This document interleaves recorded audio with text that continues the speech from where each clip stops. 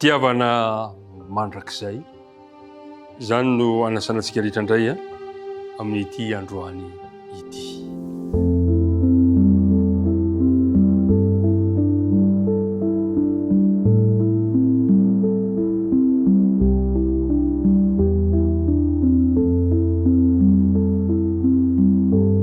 Faly miaraba sy miantrano tafaraka sy tafaray aminao indray amin'izao anio izao. Manolotra mandrakariva ny fiadanan'ny tompo ho aminao sy ny ankonanao ka hitondra fitahinao antsika mandrakariva ny ity fandaharana izay efa mamitsika ity. Ndeha ry araka hivavaka isika raha nomboka izao fiarahana mandinika ny tenin'Andriamanitra izao. Tompo Andriamanitra tsara indrindra izay any an-danitra, misaotra anao izay no fitiavanao anay ka afaka miaraka mandinika ny teninao izay ankehitriny. Mamelany helokay ary mamondrafo aminay.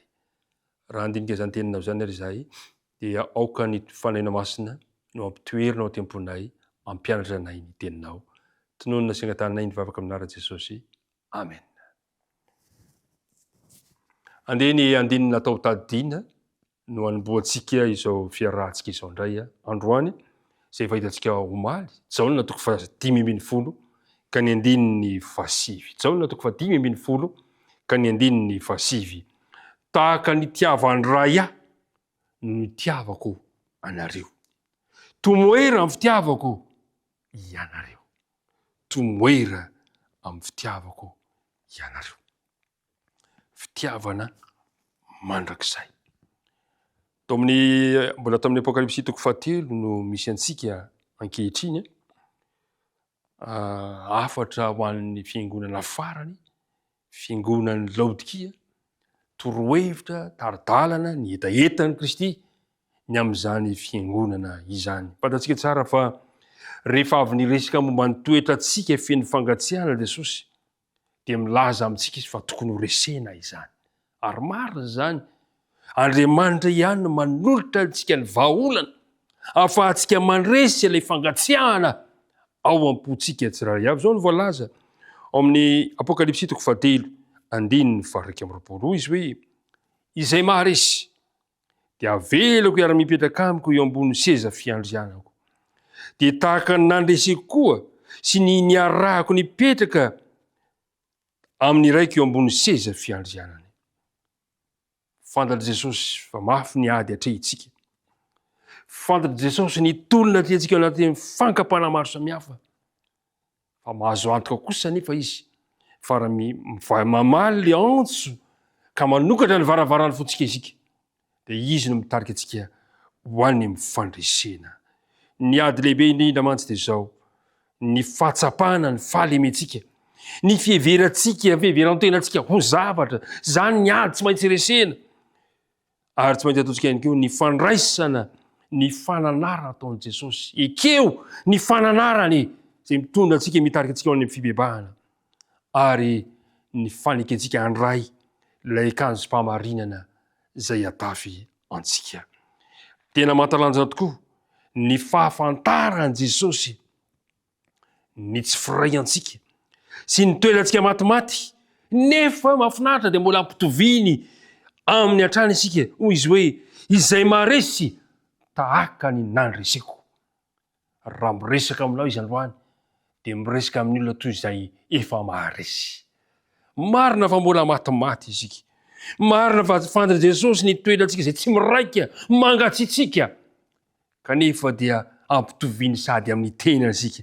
Izay maharesy tahaka ny nandreseko. Taddio mpiara-midinika namana fa maty amonjy atsika Jesosy. Amen. Maty amonjy atsika izy ary nandresy ny fahotana sy ny famaizana sahaza antsika tsirairay avy. Ary napana tena Kristy fa manampy antsika izy. Betsaka ireo tantara ao anatin'ny Baiboly izay maneho izany fifandraisana miorina amin'ny fanekena izay apetraka Kristy izany. Ary rehefa mandinika ireo tantaran'ny olona ireo isika dia mahita fa samihafa ny fomba nandraisan'Andriamanitra n'izy ireo tamin'ny fotoana maro samihafa. Tahaka izany koa mety amin'ny fomba hafa indray no anehoan'Andriamanitra ilay fitiavana mandrakizay anao miaraka midinika ny tenin'Andriamanitra. Ao amin'ny andiny maromaro anatin'ny Baiboly no ahitantsika ny fombafomba anehoan'Andriamanitra zay fitiavana zao. Amin'ny Genesis 2 dia ahitantsika ilay namoronana antsika olombelona ilay fifandraisana manome aina. Ao amin'ny Genesis 3 manokana andiny 7 ka hatramin'ny andiny 10 dia ilay fifandraisana zay vonona hitady ao antsika. Mitady anao mandrakariva Andriamanitra zay le fitiavana mandrakizay. Ao amin'ny Genesis 3 andiny 5 dia fifandraisana zay miara-mandeha. Te hiara-mandeha amiko mandrakariva Andriamanitra. Te hiara-mandeha aminao mamakivaky lalan-tsarotry ny fiainan'Andriamanitra. Genesis 3 andiny 7 dia fifandraisana tsy tia faharatsiana. Zany fifandraisana ataon'Andriamanitra amintsika mba hanalavirantsika ireo faharatsiana zay misy amin'izao vaninandro izao. Ao amin'ny Genesis 3 andiny 1 ka hatramin'ny andiny 4 dia ny fifandraisana mitondra vahaolana eo an'loantsika tsirairay avy.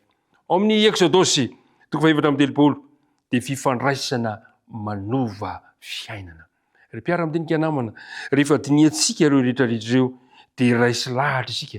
Tanteraka ilay teny mpaminany Jeremia 1:30 andiny 7 sy 8 manao hoe tany lavitra no nisy onjeva tamiko ka nanao hoe fitiavana mandrakizay no nitiavako anao. Ry mpiara-midinika namana, fitiavana mandrakizay zay maniry antsika hanakaikiko aminy ny fitiavana ataon'Andriamanitra antsika. Ny marina dia izao, efa hatrizay Andriamanitra tamin'ny lalan'i Jesosy no naniry hanakaiky antsika olombelona ary mbola maniry hanakaikikaiky kokoa antsika hatrany izy. Eo amin'ny andiny 4 moa dia izao no lazainy hoe mbola norona anao indray aho ka dia iorina ianao. Ry mpiara-midinika namana, Andriamanitra dia mitady sy miandry anao. Zay le fitiavana mandrakizay. Maniry ny sintona anao eo akaikiny izy. Maniry izy hanorina fiaina vaovao eo amin'ny tsika tsirairay avy. Tompony, ampahirantsika amin'ny lalan'izany fitiavan'Andriamanitra antsika izany. Fitiavana zay maharitra mandrakizay. Fitiavana te hanakaiky antsika. Fitiavana mandrakizay no nitiavako anao. Tsy miova ny fitiavan'Andriamanitra antsika ary tokony ampahirantsika izany mandrehitra ity tontolo andro ity ivavaka isika. Andriamanitra ray io, misaotra anao izay ny amin'ny fitiavanao anay. Na dia fantatrao aza ny toerana misy anay matimaty mangatsiatsika tsy miraika dia mbola asehonao aminay ihany ny fitiavanao dia ilay fitiavana mandrakizay. Fitiavana zay mitady anay, fitiavana zay te hanova anay ary fitiavana zay te hamonjy ny tsirairay avy. Tompo, aoka ampahery anay izany fitiavanao izany ka hatonga anay hitraka eo alohan'izao fiainana efa mihasarotra iainana izao. Dia mitahy ny mpiara-midinika rehetra aza mafoina mahasaraka anay amin'ity tontolo andro ity. Tononona ny vavaka noho ny amin'ny anaran'i Jesosy. Amen.